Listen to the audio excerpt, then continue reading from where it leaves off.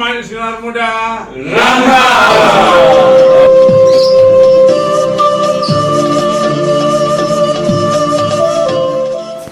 Bismillahirrahmanirrahim. Assalamualaikum warahmatullahi wabarakatuh. Alhamdulillah, wassalatu wassalamu ala rasulillah wa ala alihi wa ashabihi wa man wala. Subhanaka la ilma lana illa ma 'allamtana innaka antal alimul hakim. Allahumma 'allimna ma yanfa'una wanfa'na bima 'allamtana wa zidna 'ilman nafi'an ya rabbal alamin. Rabbi shrah li sadri wa yassir li amri wahlul 'uqdatam min lisani yafqahu qawli. Hadirin dan hadirat Bapak-bapak, Ibu-ibu, para jemaah sekalian, izinkan pada malam hari ini kami akan membawa sebuah tema yang berjudul amalan spesial di bulan Ramadan. Karena kita masih berada di bulan Ramadan, maka kita ingin mengetahui apa sebenarnya amalan-amalan spesial di bulan Ramadan. Maksud spesial di sini adalah amalan ini hanya ada di bulan Ramadan. Di luar bulan Ramadan itu tidak ada.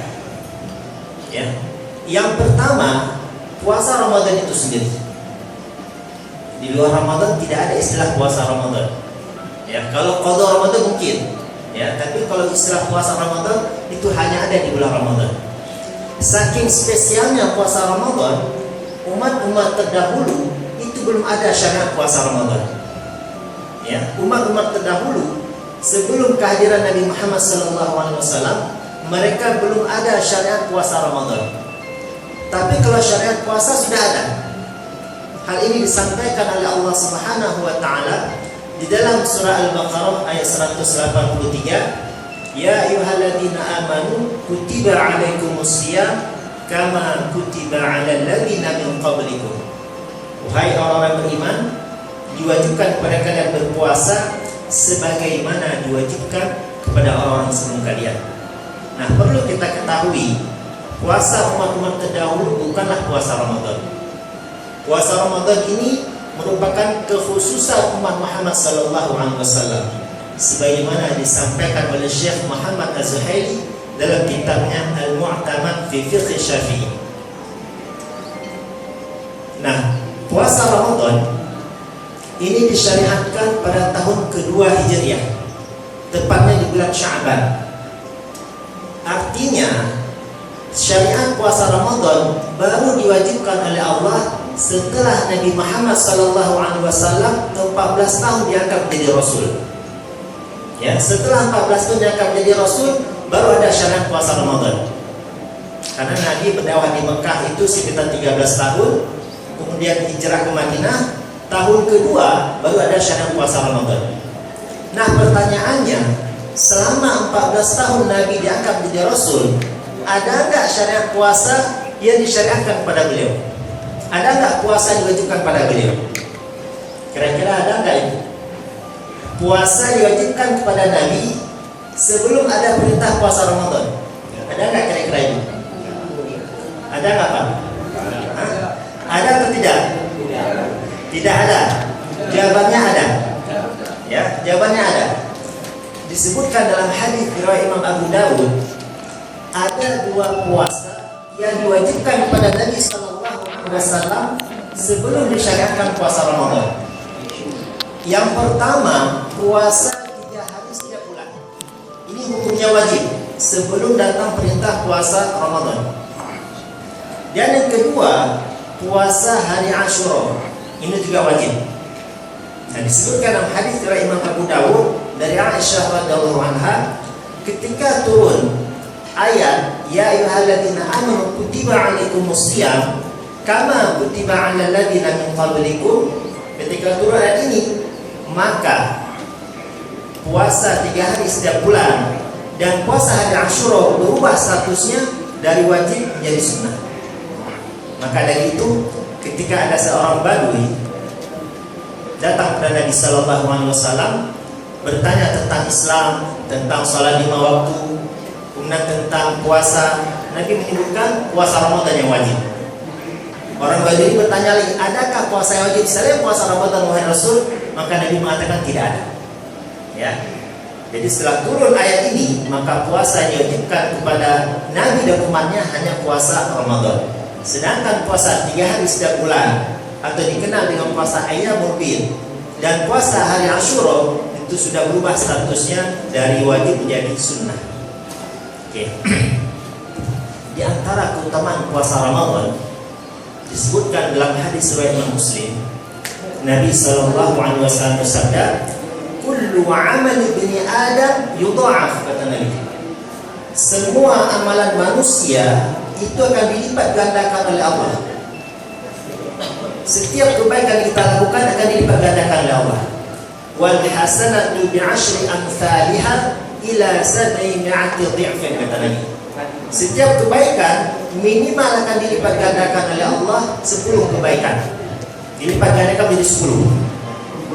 Bahkan akan dilipat gandakan ini menjadi 700 kali lipat, tergantung sejauh mana seseorang ikhlas dalam beramal. Itu dalam amal-amal yang lain.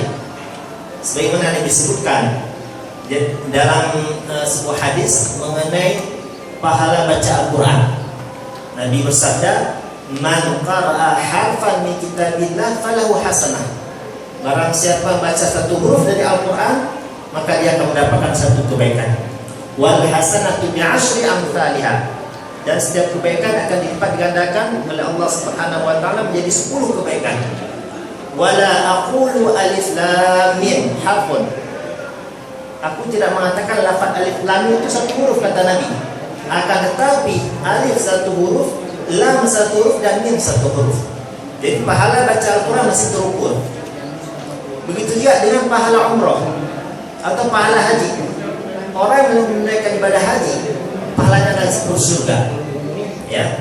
Al-hajjul mabrur laisa lahul jaza illa jannah, kata Nabi. Pahala orang yang memberangkat haji itu tidak lain kecuali surga. Semua ibadah itu terukur pahalanya. Allah sebutkan illa shaum, kecuali puasa. Puasa ini tidak diketahui berapa besar pahalanya. Maka ulama menyebutkan ada 3 amalan yang pahalanya tanpa batas. Ada 3 amalan yang pahalanya tanpa batas. Satu di antaranya adalah pahala puasa. Pahala puasa. Kenapa puasa ini begitu spesial? Imam Syekh Al-Umari menulis sebuah kitab yang sangat bagus. Cuma saya tidak tahu sudah ada terjemahannya atau belum. Judulnya Wadhaif Ramadan. Di dalam kitab tersebut beliau menyebutkan kenapa puasa begitu spesial.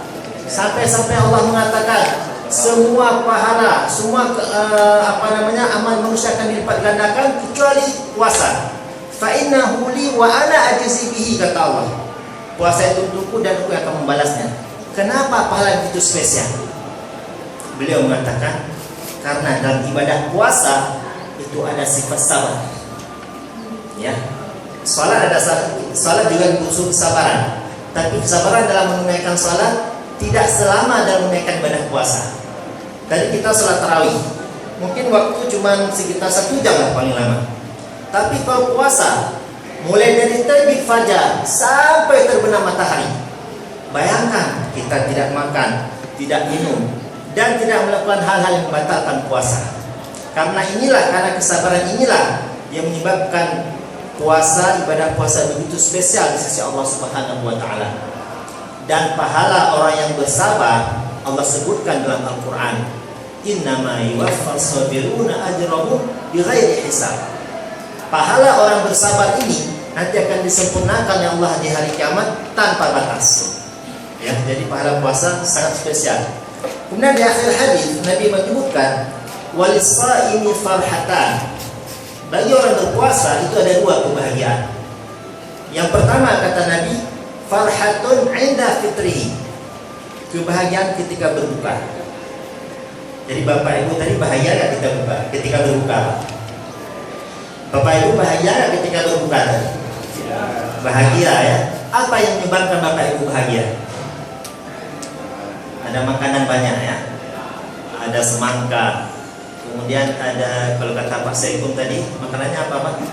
Kambing, bukan kambing ya, domba muda, luar biasa. Tapi yang dimaksud oleh Nabi, seorang berpuasa bahagia ketika berbuka, bukan itu. Hal ini dijelaskan oleh Imam An-Nawawi. Hadis ini riwayat Muslim. Imam Nawawi menulis sebuah kitab yang berjudul Al-Minhaj. Al-Minhaj ini syarah dari Sahih Muslim. Maka Imam Nawawi ketika mengomentari hadis ini, beliau mengatakan maksud farhatun 'inda fitrihi, orang berpuasa itu bahagia ketika dia berbuka, maksudnya adalah dia merasa bahagia telah tuntas menunaikan ibadah puasa. Bukan karena ada makanan di depan, enggak. Itu maksud Imam Nawawi. Kemudian berikutnya, farhatun 'inda liqa'i rabbih, dan orang berpuasa ini akan bahagia ketika bertemu dengan Tuhannya. Beliau lagi-lagi mengomentari maksud orang bahagia ketika bertemu dengan Allah adalah Allah memperlihatkan pahala puasa yang sekarang tidak ada yang tahu kecuali Allah Subhanahu wa taala. Maka orang-orang berpuasa nanti akan diperlihatkan oleh Allah. Ini loh pahala puasa kamu ketika di dunia, maka dia merasa bahagia. Ini yang maksud dalam hadis ini. Cuma hadirin dan hadirat Bapak Ibu para jemaah sekalian, dalam kita berpuasa kita harus menjaga diri dari dua hal. Yang pertama dari hal-hal yang membatalkan puasa, insya Allah kita sudah tahu semua. Dan yang kedua, dan ini yang mengkhawatirkan, yaitu dari hal-hal yang menghilangkan pahala puasa. Puasa kita sah, tapi pahalanya nol, nggak ada, saldonya nggak ada, zero. Ya, inilah yang dikhawatirkan oleh Nabi. Apa beda pahala puasanya tidak sah dan nggak ada pahalanya? Beda. Kalau seseorang melakukan hal-hal yang membatalkan puasa, maka wajib dia untuk mengqadha. Tapi kalau dia melakukan hal-hal yang menghilangkan pahala puasa, tidak wajib qadha. Seperti berdusta misalnya, atau membicarakan aib orang lain, berfitnah, itu tidak membatalkan puasa, tapi menghilangkan pahala puasa. Inilah yang dikhawatirkan oleh Nabi sallallahu alaihi wasallam dalam sebuah hadis, "Rubba sha'imin laisa lahu min shiyamihi illa al-ju'." Betapa banyak orang yang berpuasa tapi mereka tidak mendapatkan apa-apa dari puasanya kecuali hanya lapar saja. Puasanya sah tapi tidak ada pahala. Ya, karena dia mungkin berbohong, membicarakan aib orang lain. Memang tidak membatalkan puasa, tapi hilang pahala puasa. Ya, itu amalan yang pertama yang spesial di bulan Ramadan. Yang kedua, salat tarawih. Salat tarawih hanya ada di bulan Ramadan, tidak ada di bulan-bulan yang lain. Maka sangat merugi orang yang tidak memanfaatkan bulan Ramadan untuk menunaikan ibadah salat tarawih. Sangat-sangat merugi. Nabi sallallahu alaihi wasallam menyebutkan, "Man qama Ramadana imanan wa ihtisaban, ghufira lahu ma taqaddama min dhanbihi." Barang siapa yang mendirikan salat malam, yang mendirikan malam-malam di bulan Ramadan, di antaranya dengan salat tarawih, maka akan diampuni dosa-dosa yang telah lalu.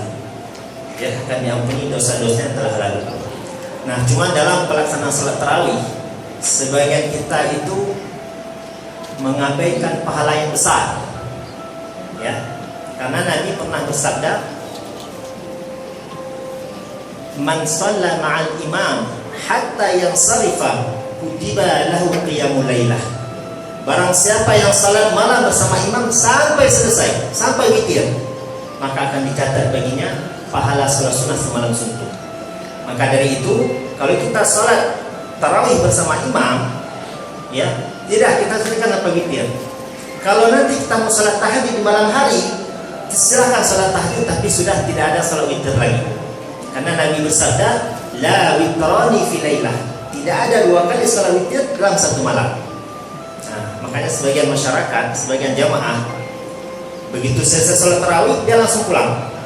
Ketika kita tanya, "Bapak, Ibu, kenapa langsung pulang? Kenapa nggak dituntaskan witir bersama imam?"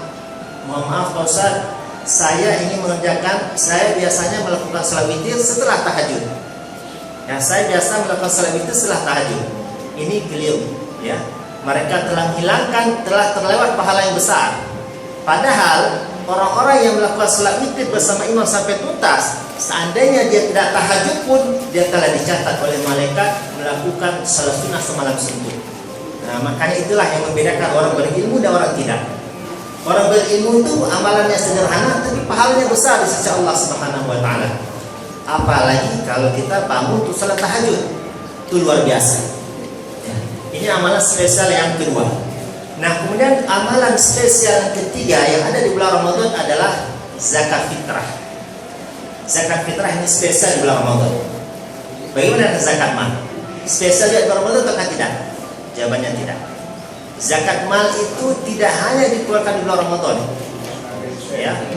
Zakat mal itu dikeluarkan ketika mencapai haul dan nisab.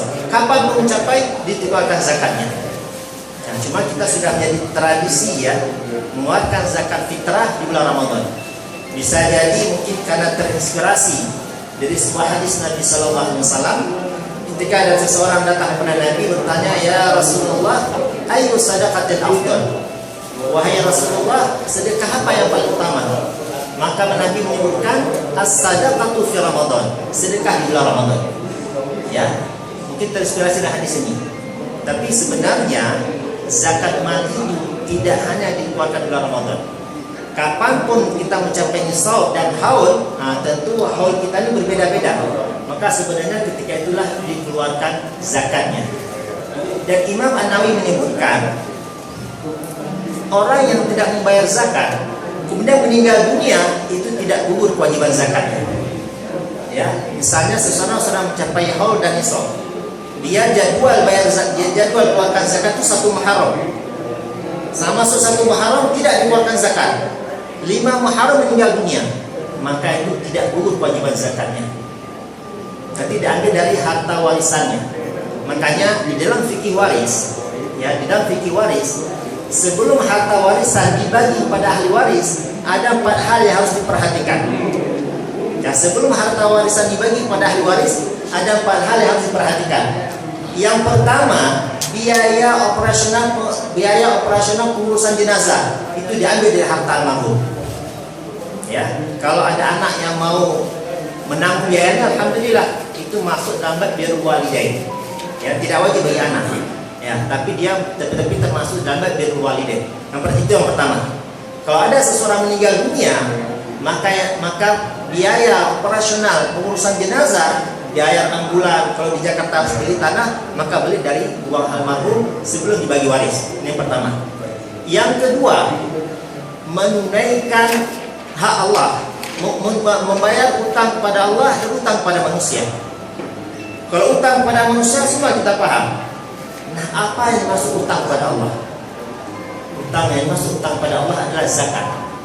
Kalau kita sudah sampai haul dan nisab dan belum mengeluarkan zakat, kemudian meninggal dunia, maka harta warisan tersebut sebelum dibagi ke ahli warisnya dikeluarkan zakat terlebih dahulu. Ya, dikeluarkan zakat terlebih dahulu.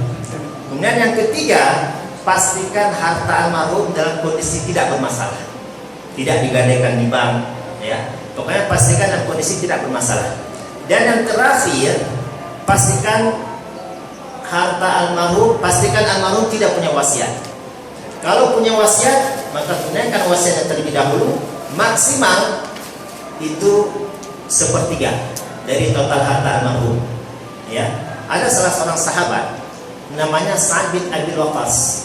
Ini orang kaya, tapi dia cuma punya anak perempuan 1. Dia datang pada Nabi mau mensedekahkan semua hartanya. Kemudian Nabi mengatakan, jangan, itu terlalu banyak. Kalau begitu saya mau sedekahkan setengahnya wahai Rasul. Nabi pun mengatakan, jangan. Kalau begitu saya mau sedekahkan 1/3 wahai Rasul. 1/3 boleh. Wa sulusu katsir, kata Nabi. 1/3 pun sebenarnya sudah banyak, tapi boleh 1/3. Hadis inilah yang menjadi landasan para ulama dalam menetapkan maksimal harta wasiat itu 1/3 dari total harta almarhum. Kenapa Nabi melarang Sa'ad bin Abi Waqqas wakafkan semua hartanya? Di akhir hadis Nabi menyebutkan, engkau meninggalkan anak-anakmu dalam keadaan kaya itu lebih baik bagi mereka daripada engkau meninggalkan mereka dalam keadaan miskin. Yatakaffafuna nas, mereka akan meminta-minta kepada manusia. Ya, subhanallah, Islam itu sampai ke cucu-cucunya itu diperhatikan. Namun Bapak-bapak, Ibu-ibu para jemaah yang dirahmati Allah Subhanahu wa taala, setiap kajian waris saya mungkin sudah 10 kali khatam pembahasan bab waris. Karena setiap saya diundang, yang pertama saya tawarkan kajian waris. Karena ini ilmu yang pertama dicabut dari umat ini. Nabi bersabda, wa huwa awwalu syai'in yunza'u min ummati. Ilmu waris itu ilmu yang pertama dicabut dari umat ini. Tahun 2019 saya diundang ke Balikpapan, pembahasannya waris. Tahun 2020 sebelum pandemi diundang yang kedua kali di Balikpapan, tapi beda yang undangnya, pembahasannya waris. 2020 kosong, pandemi, ya. 2021 saya diundang ke offshore, perusahaan Premier Oil di Pulau Natuna, sudah perbatasan dengan Malaysia. Yang saya bahas juga waris sama zakat, karena memang keahlian saya di situ, waris dan zakat. Nanti insya Allah ini 18 April, kemudian kemungkinan besar saya akan berangkat ke offshore lagi sama Premier Oil yang undang untuk imam sekaligus salat Idul Fitri di sana. Kemungkinan yang akan saya bahas pun waris. Saking langkahnya ilmu waris ini. Ya. Nah, saya setiap kajian waris saya sering berpesan kepada para jemaah. Kalau kita punya harta, jangan semua diwariskan. Ya. Kalau kita punya harta, jangan semua diwariskan. Tapi ada sebagian yang kita wakafkan, yang kita sedekahkan. Yang kita wakafkan, yang kita sedekahkan, itulah yang jadi harta kita sesungguhnya, kita bawa menghadap Allah Subhanahu wa taala. Sedangkan harta yang kita tinggalkan untuk ahli waris, kita tidak tahu apakah mereka masih memikirkan kita yang sudah terbujur kaku dalam kubur ataukah tidak. Betapa banyak orang-orang kaya, semua hartanya diwariskan kepada anaknya, sehingga ketika dia meninggal dunia, anaknya lupa untuk bersedekah atas nama orang tuanya. Maka sebelum hal itu terjadi, saya sering berpesan kepada para jemaah, kalau kita banyak harta, jangan semua diwariskan, tapi ada sebagian yang disedekahkan, ada sebagian yang diwakafkan. Apa yang kita sedekahkan, apa yang kita wakafkan, itulah yang menjadi harta kita sesungguhnya. Di dalam hadis riwayat Imam Al-Bukhari, Nabi SAW bersabda, "Man taraka malan faliwarathatihi." Barang siapa yang meninggal dunia, maka harta tersebut pindah kepada ahli warisnya. Maka sebelum harta kita semua berpindah kepada ahli waris, ayo kita bersedekah di jalan Allah Subhanahu wa taala. Mudah-mudahan Allah Subhanahu wa taala menerima amal kebaikan kita, sehingga bulan Ramadan ini menjadi bulan pengampunan bagi kita. Dan yang terpenting bagi seorang mukmin adalah diwafatkan dalam keadaan husnul khatimah. Amin ya rabbal alamin. Semua kita berada di sini, semoga diwafatkan oleh Allah dalam keadaan husnul khatimah. Amin amin ya rabbal alamin. Barangkali cukup sekian dari saya. Diberikan kurang mohon maaf. Yang baik datang daripada Allah Subhanahu wa taala, dan silap salah datang dari kebodohan saya dan syaitan dan aturan alaih. Wabillahi taufiq wal hidayah. Subhanakallahumma bihamdika asyhadu an la ilaha illa anta astaghfiruka wa atubu ilaik. Wassalamualaikum warahmatullahi wabarakatuh. Waalaikumsalam warahmatullahi wabarakatuh.